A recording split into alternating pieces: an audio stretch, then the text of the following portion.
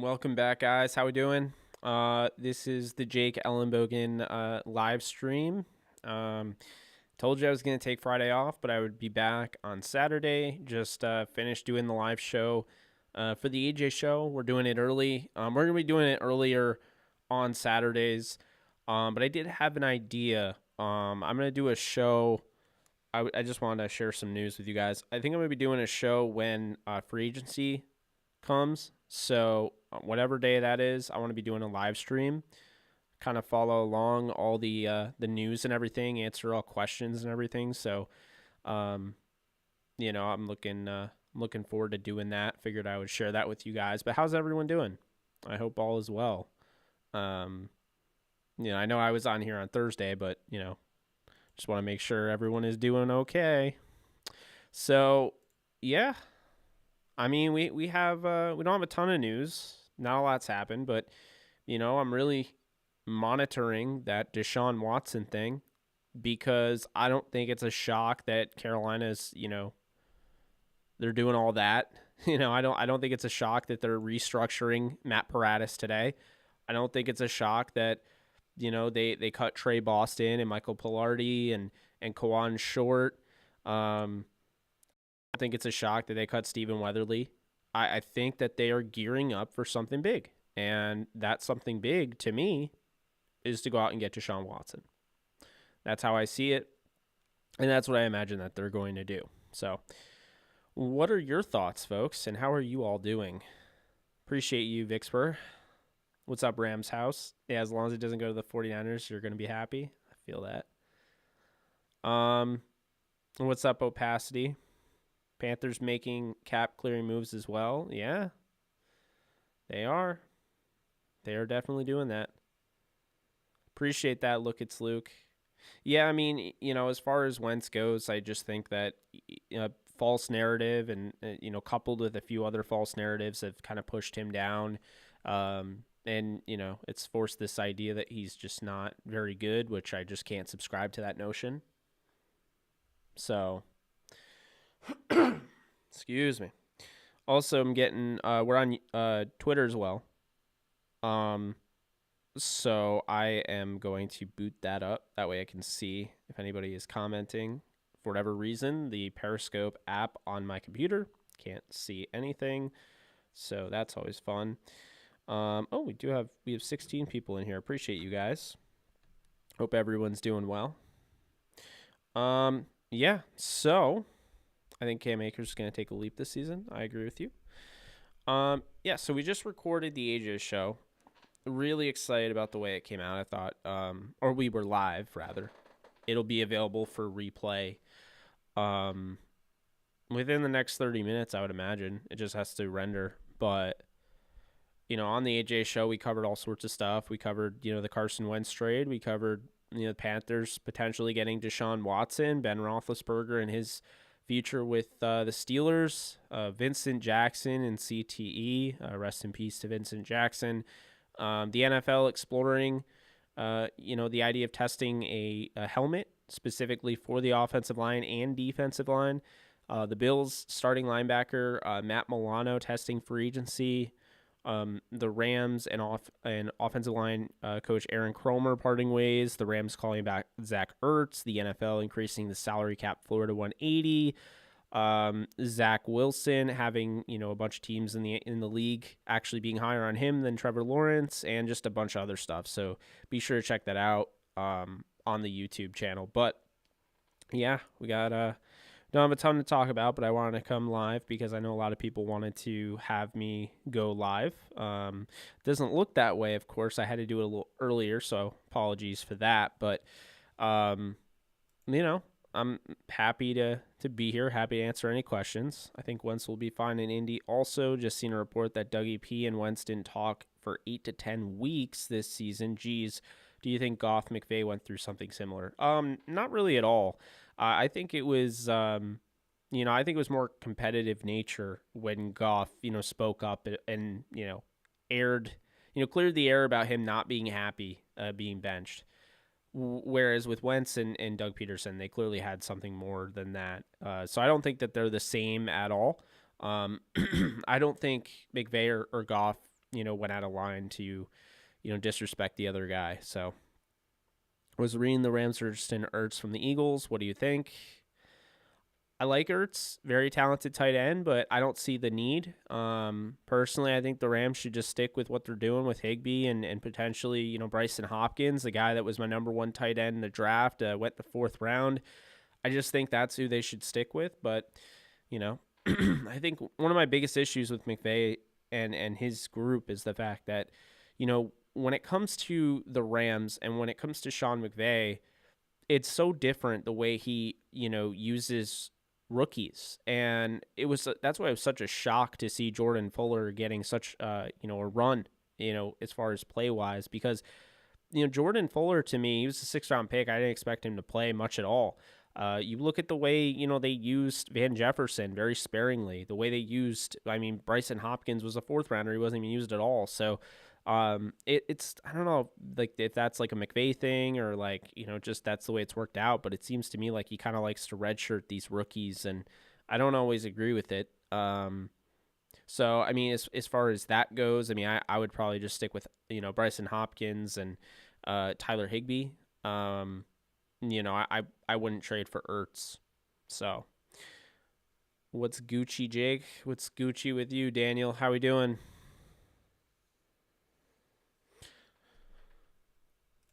Yeah, I'm trying to follow comments on both platforms, and yeah, it's all fun.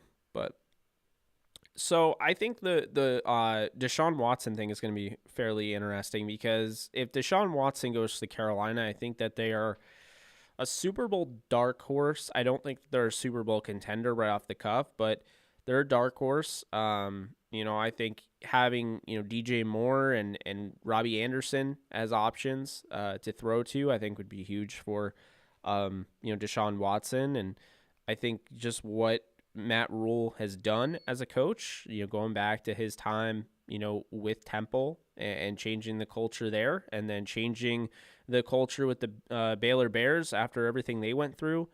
I think there's something there with Matt Rule. It's why I was a huge fan of the signing or the hiring, and I think that they feel they're a little bit ahead of schedule, and so they're trying to make do with that. But I think, I've said it before and I'll say it again, once Deshaun Watson, a guy like that, becomes available, teams are forced to have that internal conversation about whether or not they should pursue him, whether or not, their quarterback's the guy. And I think a lot of these teams had this internal discussion, and one of these teams, in the Carolina Panthers, decided, well, Teddy Bridgewater's not our guy. And there's more to the story. Teddy Bridgewater on Instagram has unfollowed the Panthers and has put himself in private.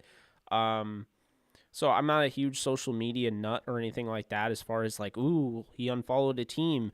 But I think that there's some merit to that. I don't think that's a good look. And, he probably has been told something. So, probably that he's not the guy next year, but we'll see.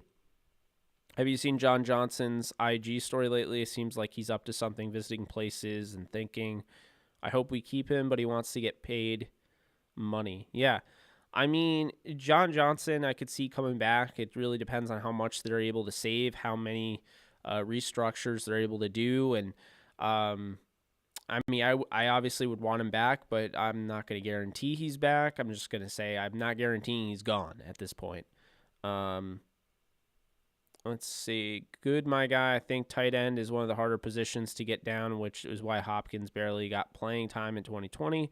You're absolutely right. It's one of the, the largest learning curves is at tight end, because you're essentially like a mini offensive lineman, the fact that you have to block, and then you also have to be a wide receiver in a sense, a mini wide receiver, or rather a bigger wide receiver. So, yeah, I think people don't realize that. TJ Hawkinson wasn't, brilliant his first year. He was a, 8th overall pick in the 2019 draft, and, people expected him to be amazing right off the bat. And I just feel like, if you think that tight ends are automatically going to be huge right off the cuff, you're not following history. Took Kelsey a little bit to develop into what he is today.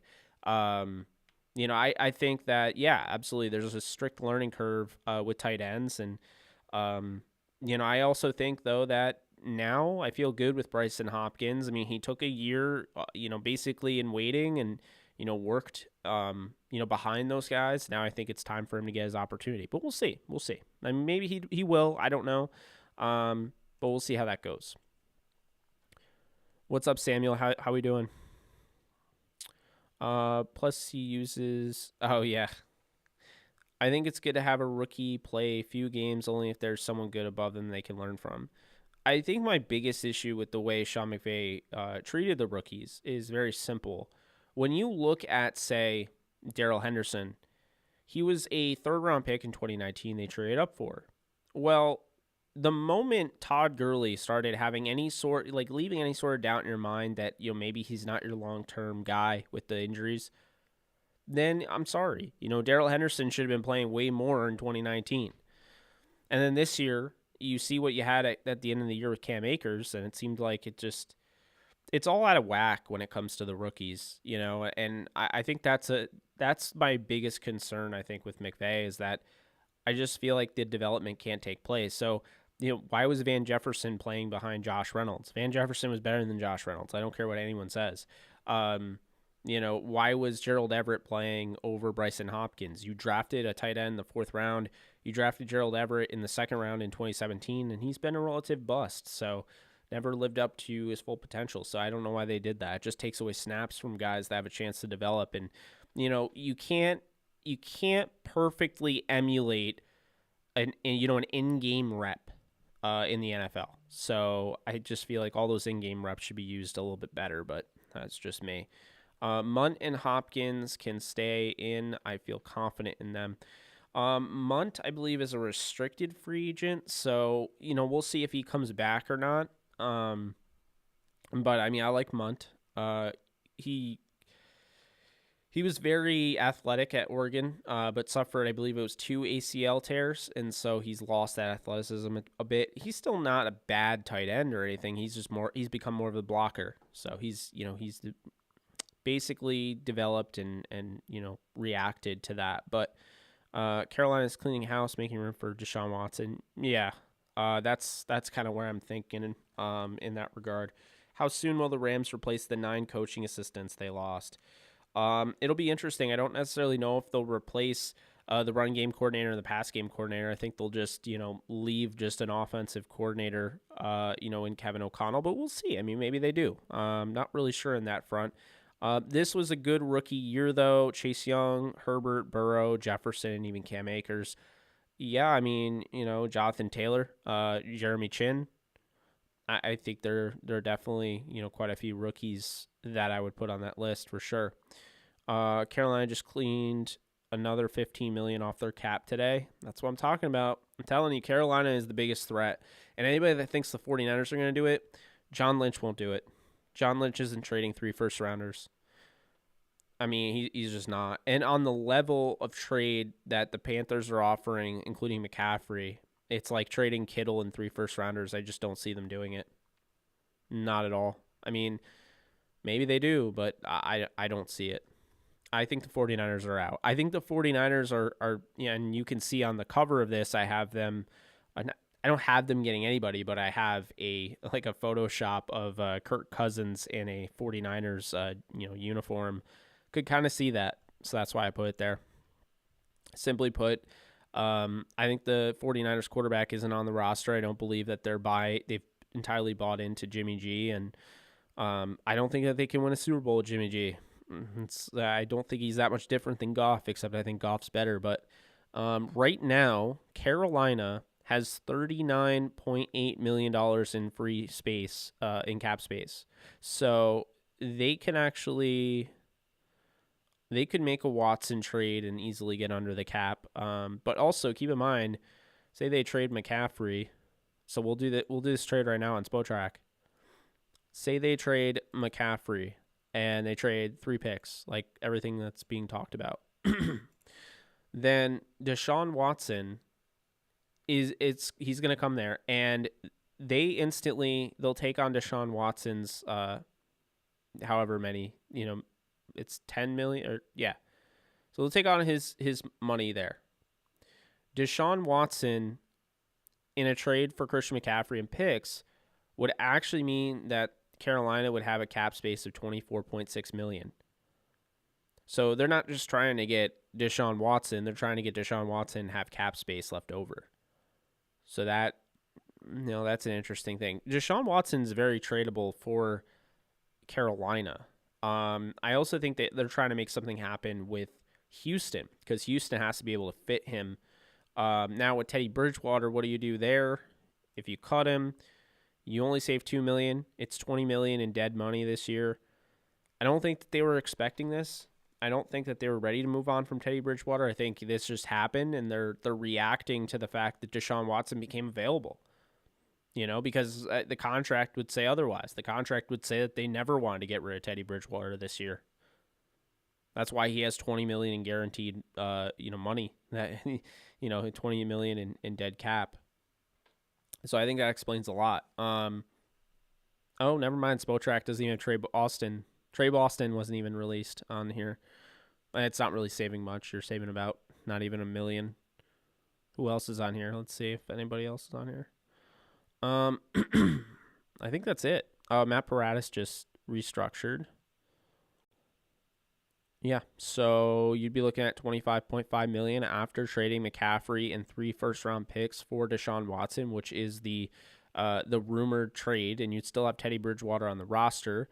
Now, would Teddy Bridgewater be a part of that trade to Houston? If Teddy Bridgewater is a part of that trade to Houston, I don't know necessarily how they make that work, but then you save $12 million in cap. You incur a $10 million cap hit. So you have to trade Bridgewater. So say you trade Bridgewater and McCaffrey to Houston with those picks, you'd have $38.4 million in cap space. Your highest cap number would be Shaq Thompson, who is the only remaining player on the Carolina Panthers from their Super Bowl team. Then you have Robbie Anderson at $12 million. You have Deshaun at $10.5, and then Paradis at $5.6. So all of a sudden you look and you're like, that's a lot there. So now what do you do? Like maybe here, you look at Justin Burris. You could save up $3.8 million if you cut him. Would be $42 million in cap space.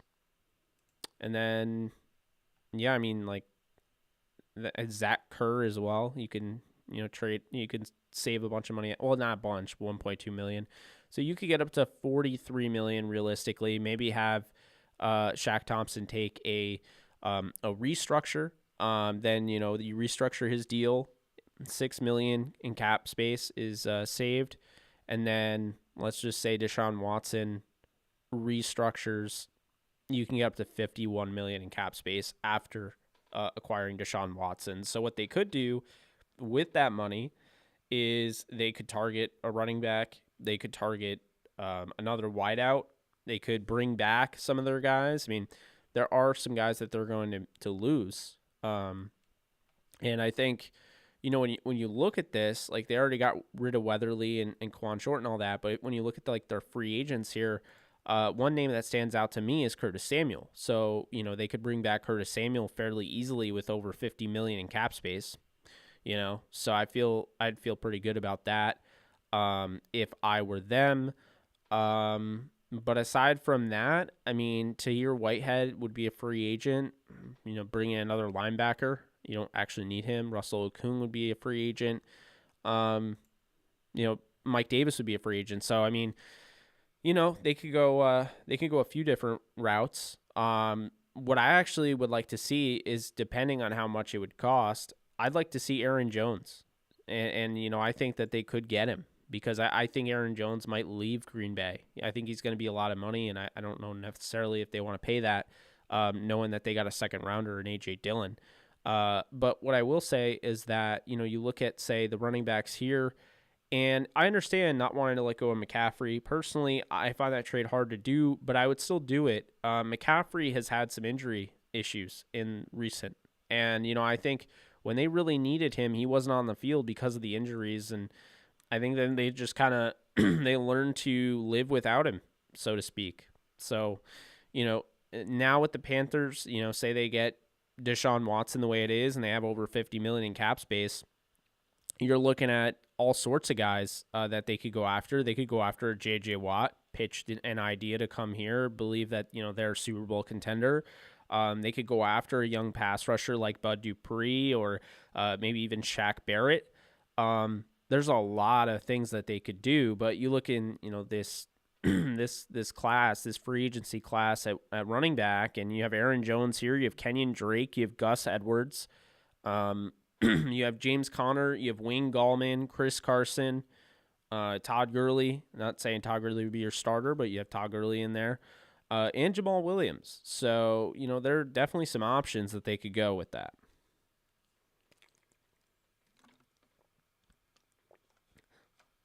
Sorry, it's hot as the sun in here, and so my throat's getting super dry. And it's hard for me to talk a lot, so trying.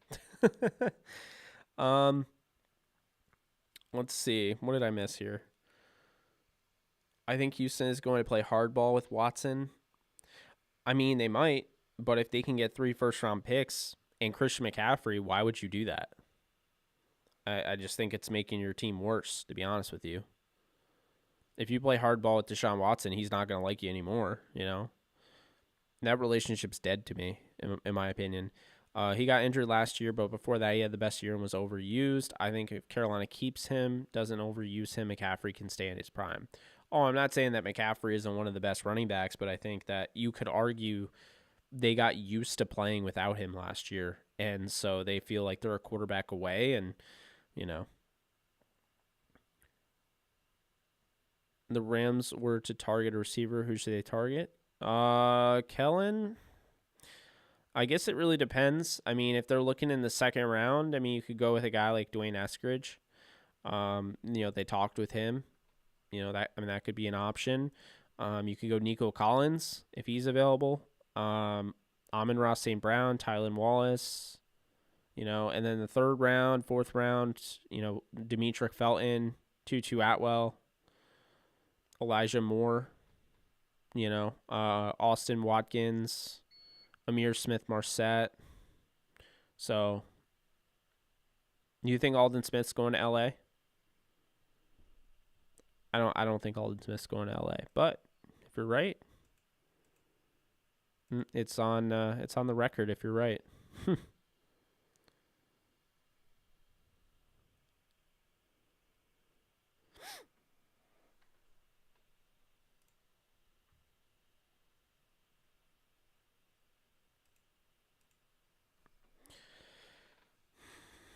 Yeah, so discussing that, I like the Watson fit.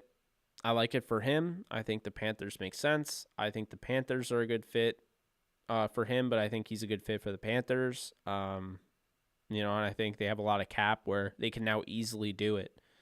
They can do it and get pieces. So, yeah, they're in the driver's seat. The Panthers are a dark horse if they get Deshaun Watson. Yeah, Aldon Smith was the one that got in all that trouble. He had a really good year, though. Yeah, Marvin Hall would be cheap. But he was talking about guys that, draft. So, in the draft, Jalen Darden as well could be an option out of North Texas. Yeah.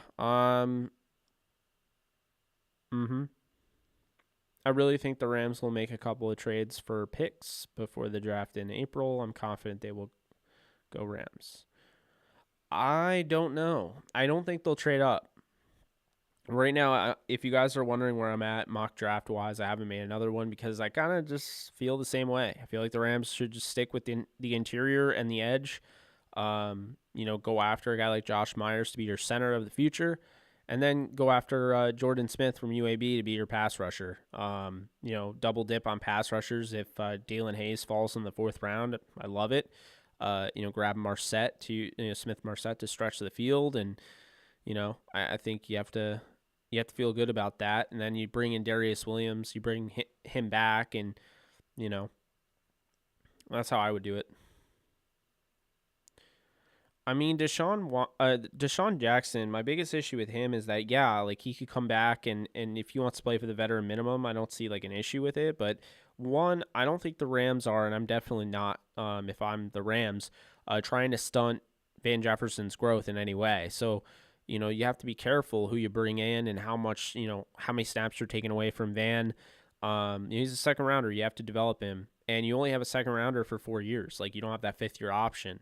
So, you have to make the most of it. But, I think Deshaun Jackson, I mean, if he comes in as a, you know, veteran minimum guy, just wants to win, fine. But if he wants anything more than veteran minimum, I'm just going to say no.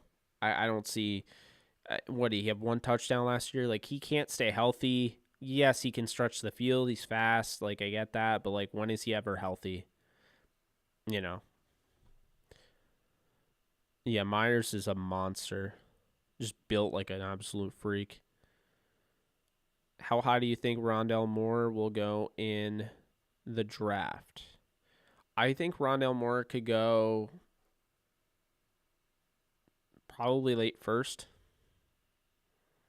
He's really good. I think there's going to be 6 to 7 first round receivers this year. Especially because there's no, top tier interior defensive linemen or edge defenders. I'm not high on Kwity Paye. What's up, Rams House? Thank you. I appreciate it. Yeah, I can't believe we're at what? 2840 right now for subs.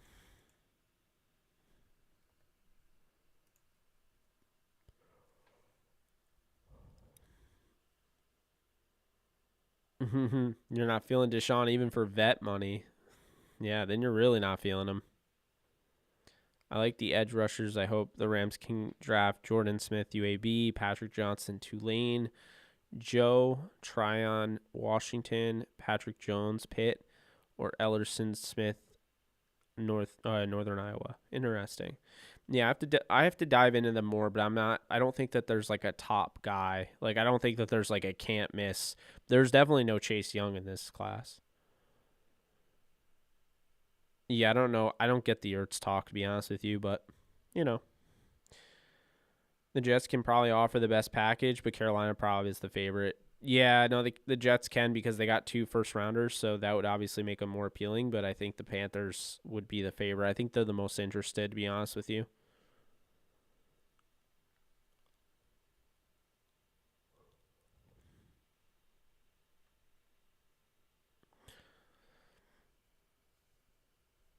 Yeah, I mean, I don't think Ertz is a bad player. I don't know. I don't really see the point.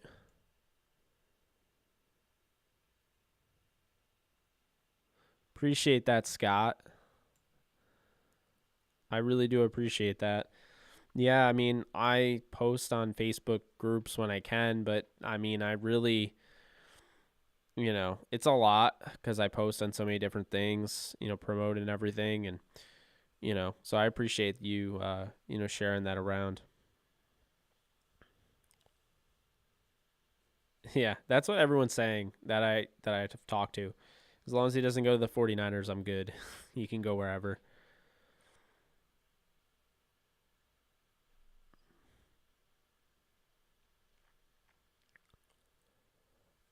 I don't know if that's the case. I think that Deshaun Watson's going to bet he's going back to Carolina where, he played college football. So I don't think it's a place where he wouldn't want to go. I mean, he's been in that environment before. Yeah, I like Goddard a lot. Appreciate the donation, Sean.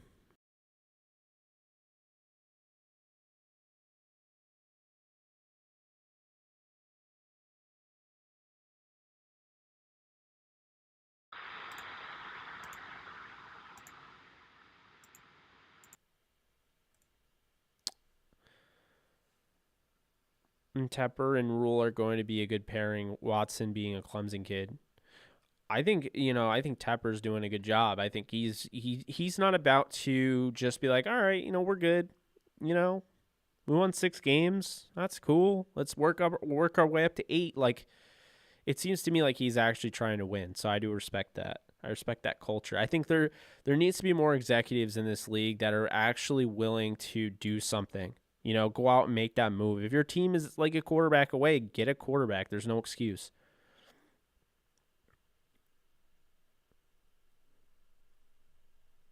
I agree that they're not an immediate Super Bowl team with Watson, but I think that they're a dark horse.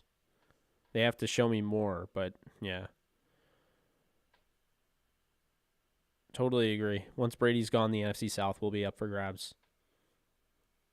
I think that it could be up for grabs next year if the Panthers with Watson, if they're, that's a lot of cap space to have. Even after getting Watson, you could have over 50 million. That is a lot of cap space. They could do wonders with that.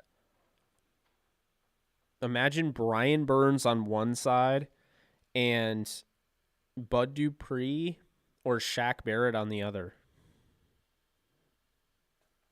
I mean, that would be nuts. Maybe you bring in Matt Milano, free agent, put him next to Shaq Thompson.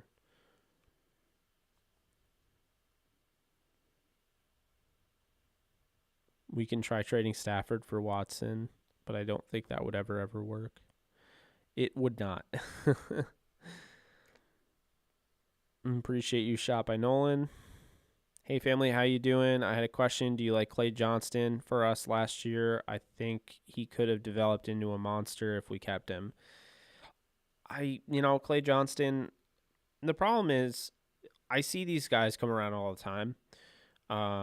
He kind of reminds me of a guy that I liked coming out of Washington State, a UDFA linebacker, Alex Hoffman Ellis, who played for the Rams in preseason, and they cut him. And I feel like we get attached to these players in preseason and training camp and all that, and it's like, was he really ever going to be a monster? I don't think so. I think Clay Johnston is a solid, he was a solid Baylor linebacker that put some good things on film, but had injury concerns. And, it took him a while because he missed all of that time. I think it took him a while to, get into the swing of things in the NFL. So, I wish him the best, but I'm not saying that he's not a thread. Like, he doesn't move the needle for me, as a starter. So, what do you think of Trey Lance? I love Trey Lance. He's my number 1 quarterback in the draft. Absolutely love him. Would pretty much, I would recommend him to any team that needs a quarterback. I'd recommend him to some teams that don't need a quarterback. I think he's that good. I think he's very much the quarterback you need in today's league. Just very impressive as a competitor. But I love his his running ability is impressive. But I love the fact I love the fact that he will take a hit in the pocket and step up and has pocket presence first and foremost.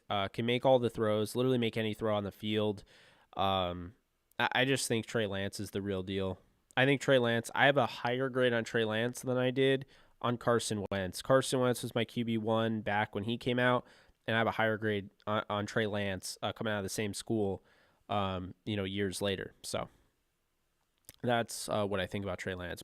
William Bradley King, Baylor, another edge rusher I hope the Rams can draft. Yeah, I've heard him before. I haven't really watched a ton of edge yet, but I'll have to look into it. I've really just seen Kwity Paye and Jordan Smith, and I love Jordan Smith, and Kwity Paye was not for me. Not saying he's a bad player, not saying he can't be a great player, but I didn't see the explosiveness that I was hearing that he had. If Kellen Mond falls to us late, would you like to see us get him as an eventual successor for Stafford, or do you think in a league where quarterbacks can start age 43, we ride him out for a while? I just think, to me, I wouldn't touch any of these quarterbacks outside of the top 4. Personally, if you like Mond, then that's you. Personally, I think Mon's a top 10 quarterback in a really bad quarterback draft class after the top 4. So, if you want to go that route, that's all on you. Just for me personally, wouldn't be a fan. I think you have a room with 4 quarterbacks that, it's one of the better quarterback rooms in football. I mean, you have Matthew Stafford, and then you have a guy that I also think is a starter in this league, and John Wolford. You have Bryce Perkins, a guy that has some great tools that you can develop, and then you have Devlin Hodges, somebody that can work outside of the pocket. Is slippery. Can get out and make plays. Out of structure. And he's somebody that's already started games in this league since he took over as a UDFA out of Samford. He took over as a starting quarterback when Big Ben went down and Mason Rudolph went down. So that's a lot of experience to have. If your 4th quarterback has experience like that, it's pretty cool. It's a really good quarterback room. I see no reason to add on to it. Gridiron Heights episode with the Goff trade. I don't know what that is. Oh, yeah, I do. It's the Bleacher Report video. I didn't see it, unfortunately. Miami and San Francisco are Watson's preferred destinations to play for. I don't know how much I buy that. I think he's just willing to get out at this point. I think he'll play for anybody except for Houston. Wyatt Hubert from Kansas State, another edge rusher I like, the Rams draft. Look, it's Luke. We could trade our 2024, 2025, 2026, 2027 Stafford for Watson. Yeah, I doubt that. Let's see. Who do you think? What do you think of Josh Rosen? Did he get a fair chance? Not at all. Josh Rosen did not get a fair chance. Go back, watch the film with Miami. People saying that he was terrible. They also love to ignore how many drop touchdowns he had, or just dropped, deep throws in general. To see him at this point, signing, this potential practice squad like contract at the end of the day with the 49ers just infuriates me. And it proves my point. Quarterback ecosystem, or the young quarterback ecosystem in the NFL, is dying or dead. So I think that really does prove it. I totally believe he's been screwed for years. Where did all this Zach Wilson hype come from? Oh, well, he's the real deal. Zach Wilson is somebody that brought BYU to the national stage this year. They were in the polls to potentially go to the college football playoff. I never bought into it because it seems like the college football playoff is either, Ohio State, Clemson, and insert SEC team here. But that's what I'll say on that, is that he really took them to the next level. He's fun to watch, really fun to watch. I mean, the hype is real.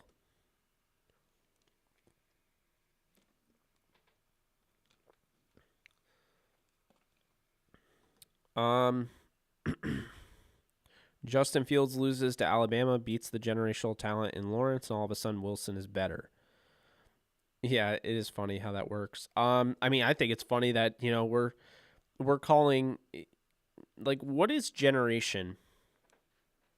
Can someone explain that to me? Like, when you think of generational talent, what's the year span that you're thinking of? Drop in the comments below. Like, do you think it's a 10-year thing? Do you think it's a 5-year?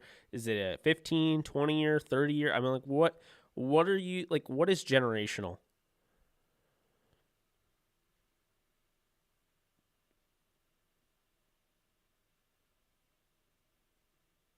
I don't think the Rams need to draft or sign a new quarterback. They have 4 on the roster, 2 of which I think could start.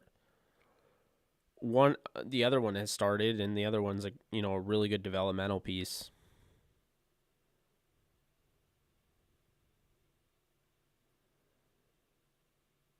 You are right. 2022 and 2023, I think, are going to have better quarterback class from top to bottom. I just think with this class, it's super, super top heavy. So people will mistake that for thinking it's this great quarterback class. I agree. John Wolford is one of the best backups.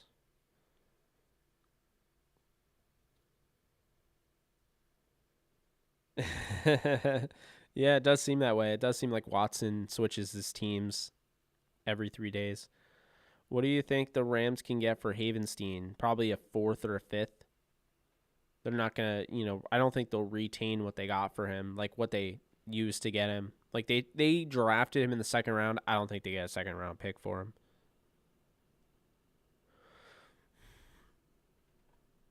You'd say a decade or two. So a decade or two would mean Trevor Lawrence. Okay, so say it's a decade, right? So that would be 2011. So that would still put Andrew Luck in that conversation. So I absolutely would not call Trevor Lawrence generational the last decade. And then 2 decades, yeah, no, I'm not doing it. I don't think Trevor Lawrence is generational. I think Trevor Lawrence is a really good prospect. He's number 2 on my board. I have Trey Lance first. I have Trevor Lawrence second. I have Zach Wilson third and Justin Fields fourth. All 4 of those quarterbacks should go in the top 5 personally, but I don't know if they will. But I just think it's funny that like we're calling him a generational talent as if like Andrew Luck, who's like the best prospect since John Elway came out, and we're calling him a generational talent when Andrew Luck came out 10 years ago. I'm just saying. Question for Rams fans: is there a Super Bowl mandate for McVay in the next couple of years before he loses his job? Feel like this Jeff Fisher inheritance is running out also. I would not say that, because what I'll say is that Jeff Fisher had a better than 4-12 team that Sean McVay took over, but when you have what Sean McVay was able to do, taking over a rookie quarterback who looked like absolute garbage, who people wanted to get rid of after 7 games, went 0-7, like Goff looked terrible, and then you have this coach come in. They're 4-12. Goff looks terrible, loses 7 games, and this coach comes in. The next year they go 11-5. This quarterback all of a sudden is really good, and like this team now all of a sudden is in the playoffs. And then they lose in the first round, and everyone's like, "Oh, see, the Rams, I told you." And then they come back, and that same coach next year has them in the Super Bowl. No, I don't think that he's on the hot seat at all. I don't think that, like, obviously you want him to win a Super Bowl, but I just don't think you fire a guy like Sean McVay. I think they're going to win the Super Bowl, though. I do think that Stafford was the missing piece. I think that there are a lot of people that literally wanted to trash Goff no matter what, and now have Goff's back. And now we're going to say that the Rams, did him dirty and made a mistake and all this, when you were the one, like, not you, but people that said that were the ones that said that they should get rid of Goff and he's the problem. So, that's kind of like what I'll say on that. I don't think that, McVay is on the hot seat, though. I'm going to keep it real. Trevor Lawrence is overrated, in my opinion. I mean, I hate calling a really talented prospect overrated, because I really do think Trevor Lawrence is legit, but I don't. I think to an extent he is overrated, because I think Trevor Lawrence 2 years ago was way bigger. I feel like now it's the idea of Trevor Lawrence being a superstar and this like this transcendent talent, I think has overshadowed what Trevor Lawrence is. I think Trevor Lawrence is set to be a very good quarterback in the NFL, but he's going to go to a bad organization. He's going to go to a bad system. He's going to go to a bad coaching staff, and he's going to go to a bad team. And I don't like him on Jacksonville. Personally, I thought Jacksonville should have just scrubbed it all, went out and got a Joe Brady, done something to try to change the culture. Instead, they go with Urban Meyer. I don't get it. And then their offensive coordinator, Darrell Bevell, who I also just don't get. So, I don't know. I love McVay. I think he might become one of the great old coaches. Yeah, I think McVay will be one of the best coaches in the league. I think he already is one of them. The Rams have not had 4 straight winning seasons since the 80s. Think about that. McVay changed that. Yeah, it's true. I mean, McVay, I said it. When McVay was available, or was rumored to be available, and the Rams still had Jeff Fisher, instead of watching Jeff Fisher's excuses about why they lost in the press conferences, I was watching Sean McVay and coaching myself up on Sean McVay back in like September, October, November, And then I wanted him before they even fired Fisher. I just felt like he was by far the best candidate. And people were saying, "Oh, he's too young." It's like, I don't care. Like, I really don't. Not a guy that can lead like that. Forget it. I'd take a winning coach year to year and no Super Bowl rather than shooting for the moon and still never winning. True. McVay throwing the Fisher inheritance in the trash as he should. A lot of people calling Trevor Lawrence the next Andrew Luck. I would call Herbert and Burrow a generational talent. There's a lot of generational talents then. Ooh. Look at Dave Roberts. Just keep winning until it comes together. Okay. This might piss some people off, but if the Dodgers spent the amount of money that they spent to help Dave Roberts out, Don Mattingly would have sent you to a World Series. I'm not the biggest Dave Roberts fan. Sorry. I think the Dodgers did Mattingly dirty. I don't think they gave him the roster that Dave Roberts had, and well, they didn't, and that's why. So I think it's a little different. But I see your point. I'm just, yeah. Trading Goff was a great move. Agree. Right, that generational talent label gets thrown around too easily. Yeah, I mean, it rolls off the tongue, right? Generational. So I don't know. I mean, I remember, Aaron Donald comes out. Now everybody's trying to find the next Aaron Donald. There isn't one.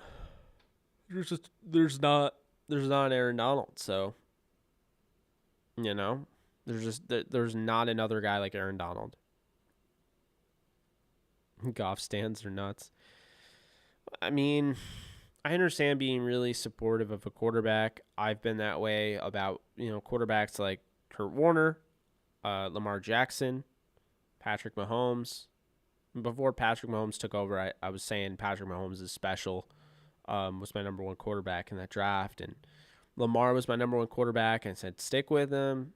He might be struggling his rookie year, but he's going to get better, and then he won the MVP next year. But, I mean, yeah, it gets to the point where it's like, all right, Goff the last 2 years led the league in turnover-worthy plays with 70. That includes any play, basically constitutes any play where it's a forced fumble on him, and then, his team gets it back, so that doesn't count as a turnover because the team didn't take it away. And then, any interception that's dropped. And so he led the league with 70 in the last 2 years. That says a lot. It's all about Jacksonville, not Trevor.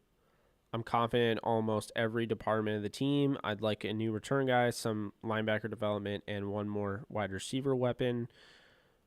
How are we going to replace our coaching losses? I guess we'll see. I have no idea, to be honest with you. I have a feeling McVay brings multiple Super Bowls to LA. He's not only obsessed with football, but he's obsessed with winning. Excellence is the standard. I love that. Excellence is the standard. That's a great way of putting it. I think McVay will win a Super Bowl. I know there are a lot of people saying this. He's like Marino, and the fact like, oh, well, he's a great coach, but he just can't win the big one. I don't see that. What I will say is that I think Jared Goff was there in 2017-18.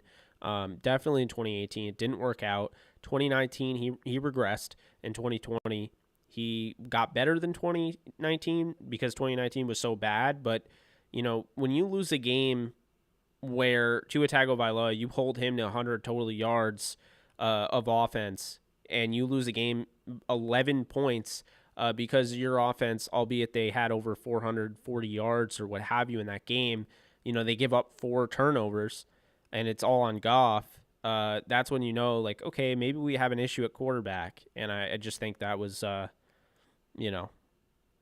that's what I'll say on that, is that I think McVay has been held back in that regard. I think things got a lot more condensed. Jared wasn't making those throws that he was making in 2018. The confidence wasn't there. That's my biggest thing about why I feel like Carson Wentz isn't dead. Like he's not done, because he was still making those throws. He wasn't making them all the time, but he could still make them. Goff was not making those throws at all. So that's what concerned me with that. Yeah. Yeah, he definitely did kill all the he's too young babble. Absolutely. That was funny. Yeah, I hated the Urban Meyer hire, to be honest with you. Jacksonville, like I said, should have gone out and gotten a culture changer, gone out and gotten a young guy. Joe Brady would have been great for them, I think. I will still root for Goff in Detroit until they come to SoFi this year, but it was clear he wasn't evolving at the level McVay wanted and the team needed. Absolutely, Scott. Totally agree. And I think they could have stuck with him, but they wouldn't have won a Super Bowl. They couldn't win a Super Bowl when he was at his best in 2018 and he was becoming that guy. They're not going to win it now when he's not his best, especially not after having the number one defense and still losing. So, you know. Goff played his part in turning this franchise around. I'm thankful for him, but we need to move on if we wanted to keep the Super Bowl window open. No, I agree with that. And, part of the problem is that I think McVay was onto something, with those, having the young quarterback and not having to worry about paying that quarterback. You could go out and get an Ndamukong Suh and a Marcus Peters and a Aqib Talib, but once you pay that quarterback, now you have a quarterback contract, but you're not like other teams because now what you have today is you have Aaron Donald on a quarterback-like contract. You have Jalen Ramsey on a quarterback-like contract. So you have a lot of contracts there that are huge that other teams simply don't have. Maybe one team, like you look at Chris Jones with the Chiefs, and then you look at Patrick Mahomes, and you look at Kelsey, and Hill, that's a little different, but not every team in the league has those, the giant deals, so to speak, that aren't for quarterbacks, but quarterback worthy. And that salary cap straps you. Always.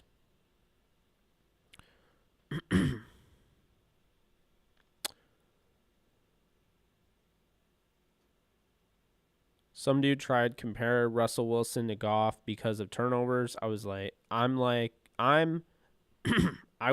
Wilson had 20 more touchdowns, and that stupid pocket passer chart they throw around. Yeah, I don't get why you would compare Goff to Russell Wilson. They don't play the same style at all. Russell Wilson's a run around, make something happen like he's, Doug Flutie or Fran Tarkenton, and Jared Goff is just your typical pocket passer. Yeah, I don't understand that comparison. McVay gives up on Goff way too soon. What? No, I don't think so at all. Yeah, but Goff wasn't Peyton Manning though. Like Peyton Manning, Goff coming out, yes, like he was a first overall pick, but like that was a weaker. Like he wasn't like Peyton Manning when he came out was a transcendent talent. Was an Andrew Luck, was a Trevor Lawrence. Jared Goff was like, he's number one overall pick, but it's a weaker draft.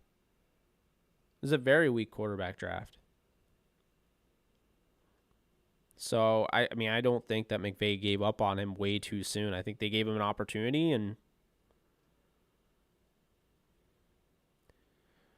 the new Gridiron Heights, I have not seen it. Are you telling me to watch it right now? I could do that. McVay is a blame instead of looking in the mirror. I just don't agree with that. McVay literally repeatedly took all the credit away, like all the blame away from Goff, all the blame away from the offense anytime the offense struggled. And then finally he couldn't deal with it anymore because Jared Goff was clearly holding back the team. I don't understand this. McVay is a blame. I don't understand that. Like, how is McVay to blame for it? McVay literally said to Goff, you have to take the next step with me. Teams are learning our offense. We have to be a step ahead. It's going to happen. And if you can't adjust with me, you have to come with me. If you can't adjust with me, then we need to move on. And that's what happened. Goff couldn't do it. If Goff has some breakout year, how would that look for McVay? I guess it depends on how good Stafford is.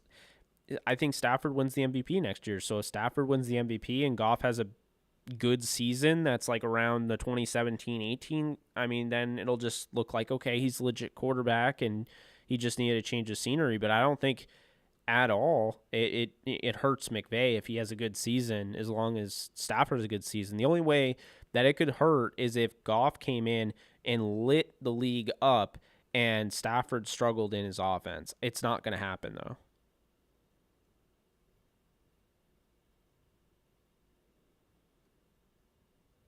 McVay was okay with taking the credit, but not any of the blame.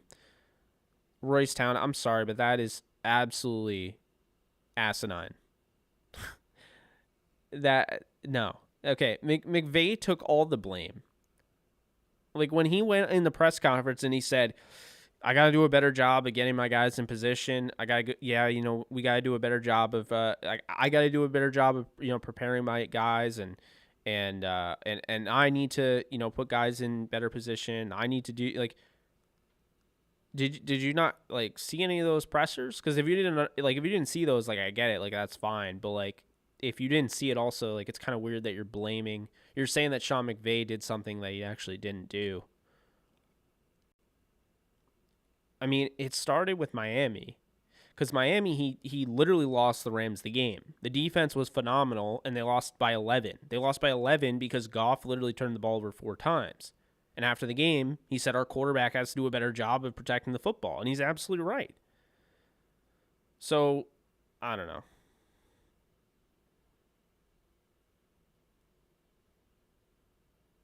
You're laughing at Stafford being the MVP? That's interesting. So Stafford has, what was a top 10 offensive line last year. He has Sean McVay, one of the best offensive minds in football. He has a pretty good OC as well in Kevin O'Connell. Cam Akers, Darrell Henderson, Robert Woods, Cooper Kupp, Van Jefferson, Tyler Higbee, Bryson Hopkins. Elite defense that, was number 1. Really good defensive coordinator that will likely, keep them in the top 10 range. I mean, I don't understand what's so funny about Stafford becoming MVP when he has everything there for the first time in his career. So I don't get that. Not sure I get that. I think they get a 4th or a 5th for Havenstein if they trade him. McVay is a Joe Brady wannabe. Joe Brady hasn't been a head coach yet. And I'm a huge Joe Brady fan, but come on now. That's ridiculous.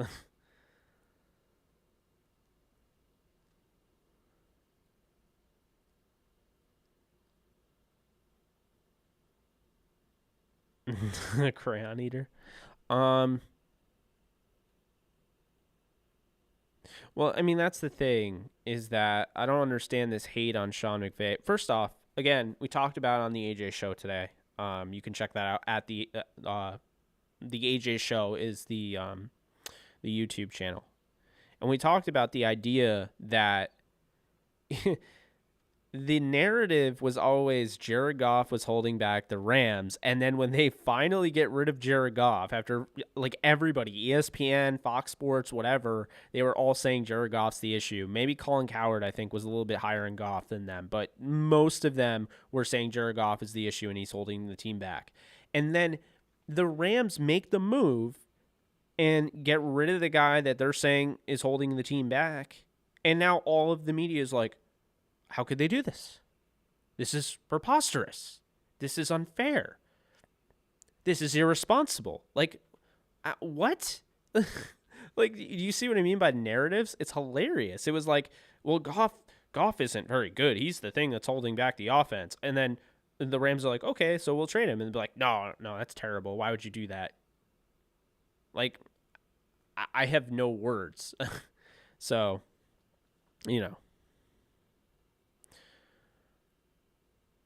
When has Stafford had multiple threats at the wide receiver position? Go to O-line, great defense, and a fantastic coach. Go ahead, I'll wait. That's exactly my point. Joe Flacco is greater than Jared Goff. I mean, Joe Flacco, before he had the back injury, was really good. I think people forget about that. He's not just a meme. Like, he was actually really good. Joe Flacco won a Super Bowl for a reason. He wasn't carried by a defense. The defense was really good, but Joe Flacco was also really good. Had a great deep ball, great velocity. First round pick out of Delaware. I mean, like, he was legit. And then he got that he had the torn ACL, and then he had the back injury. The back injury robbed him of the rest of his career. He has not been the same since. I think Goff is average right now. Goff needs to show me he's good. Goff needs to prove it. Right now, Goff is an average quarterback. He's a starting quarterback, but he's average. He's not below average, but he's average. All the McVey hate is ridiculous. He's been the coach the Rams had since he's been the best coach the Rams had since John Robinson, Dick Vermeil. All right, you guys are gonna keep telling me to watch this Gridiron Heights video. I'll watch it, okay? I mean, I don't know. Do I just go to Bleacher Report? Like, how does this work? I'm going to watch it right now. As soon as I can find it. If I can find it.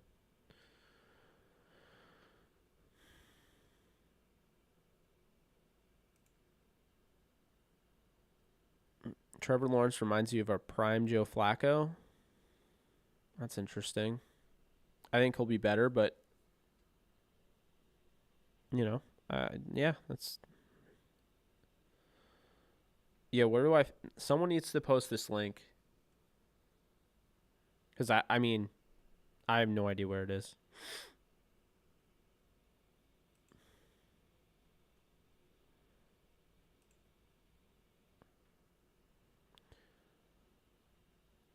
Yeah.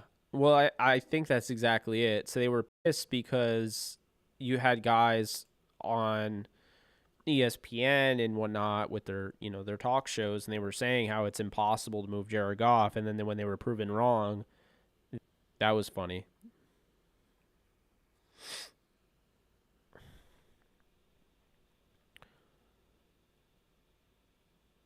What on earth? Apple glasses? What am I seeing? That is nuts. All right.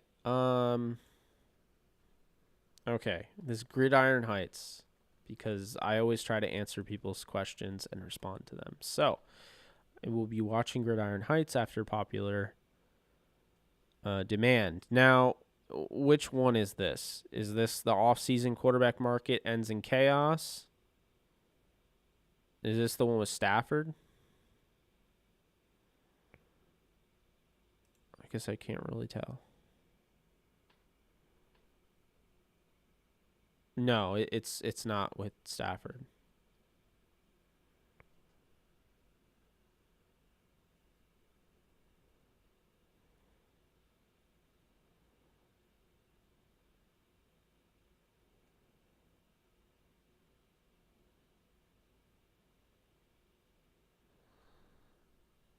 What is this?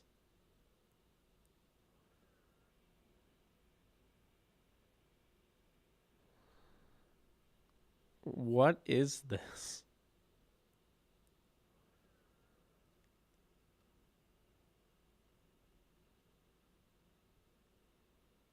Oh my God. This is...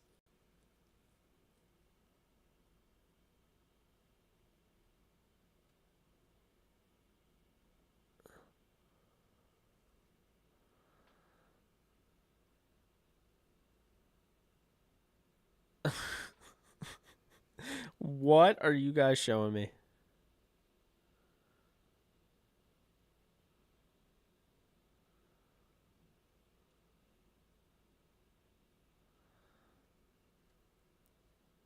Maybe Taysom is good? Oh, God.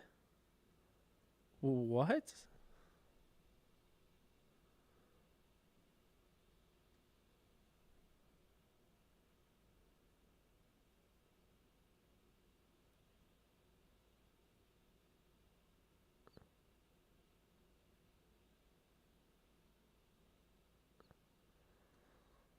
You guys, this is wow.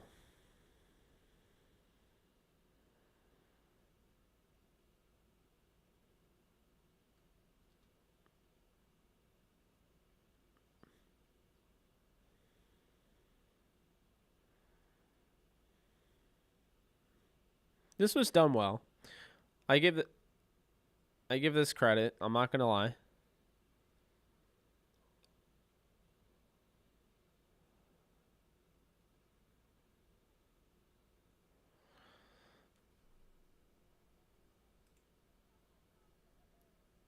All right, so like I don't love that type of stuff normally, but I thought it was pretty clever. I thought it was funny with Sean McVay tipping a 2024 first round pick to the limo driver. Thought that was funny. There's some other things, but it's hard to concentrate because like I'm trying to obviously talk to you guys, and watching like a 2-minute video obviously isn't you know the easiest thing to do without ignoring you. So I wasn't trying to do that. Well, let me go back here. We have our comments. Let's see. You aren't kidding. Apparently, Gridiron Heights really does do well.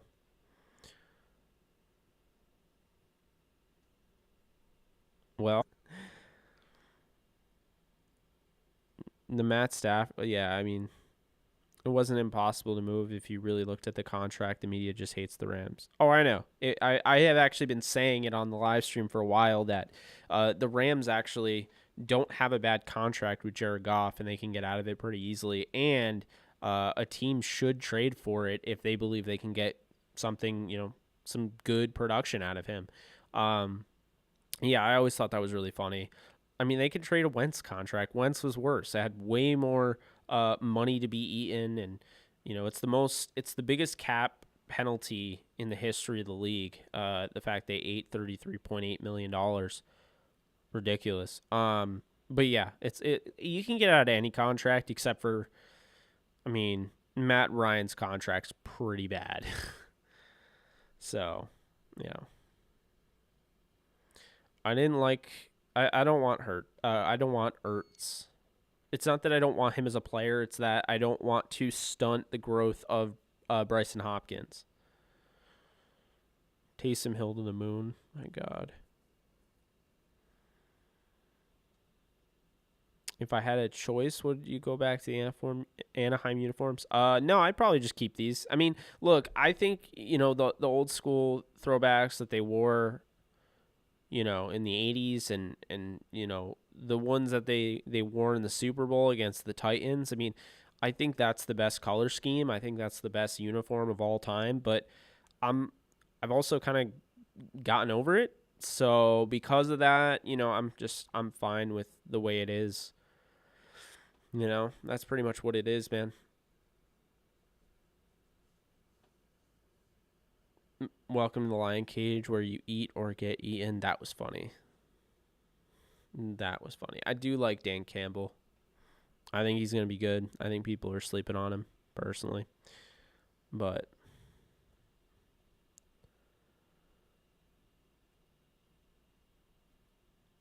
a lot of people say that Stafford couldn't do anything with Megatron, but don't acknowledge that his best years were after Megatron left. Will thrive in this offense unless he gets hurt bad. No, I agree with that. Oh yeah, shot by Nolan. I mean, like, Matt Ryan's contract is just, you can't move it. Like, it's brutal. I don't remember how much like dead cap you would get for moving it, but it's not good. Um,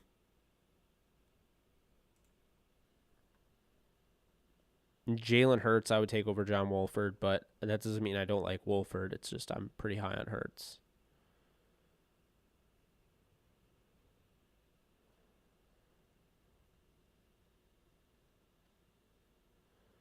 So, I guess my thoughts on the Marvin Jones Van Jefferson thing is that I don't think, like, I think that they would alternate everyone. I think that they would give everybody a run with Marvin Jones. I'm fine with them not getting a receiver, to be honest with you. I love Van Jefferson, but we'll see what they do.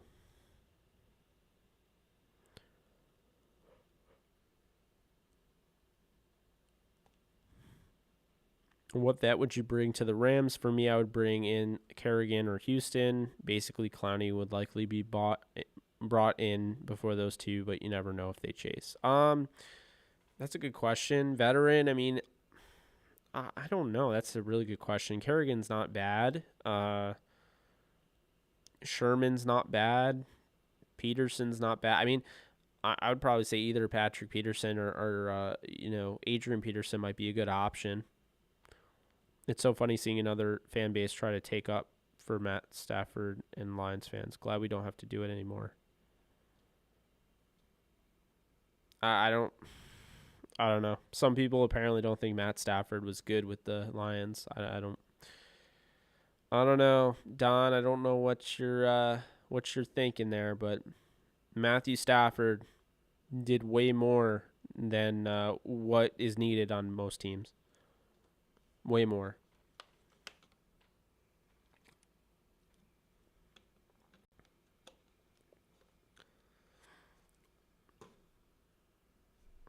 Well, guys, I think that's going to do it. Just figured we'd have a little fun and talk a little bit. I hope everyone enjoyed WandaVision episode 7 if you saw it. I know we've been talking about that. Obviously not spoiling it. No spoilers. But, Stafford wasn't decent. Stafford was great. Stafford's a great quarterback. I've been saying he's top 7 in the league right now. He was top 7 in the league before he went to the Rams. But yeah.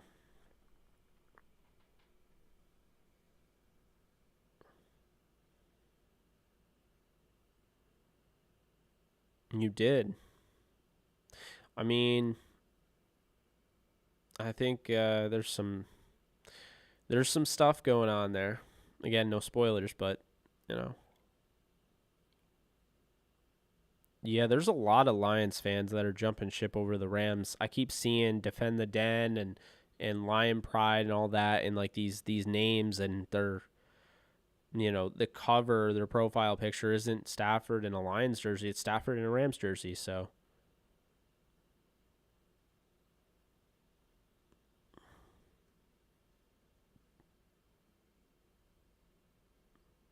appreciate that, Tyler. Yeah. Nolan, WandaVision is getting out of hand. It's awesome. I measured and made him either number 9 or 10 in the league, Matt Stafford. Seen a lot of Lions fans rooting for our failure too, for good draft picks. Sad to see.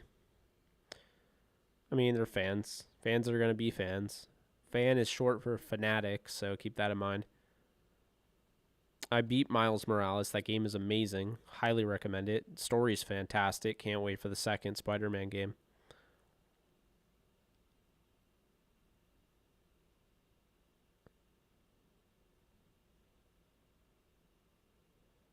Thoughts on adding a tight end with Zach Ertz? Not entirely sold on Hopkins as tight 2 after a little play last year. I don't think they should go after Ertz. I think that they should roll with Hopkins.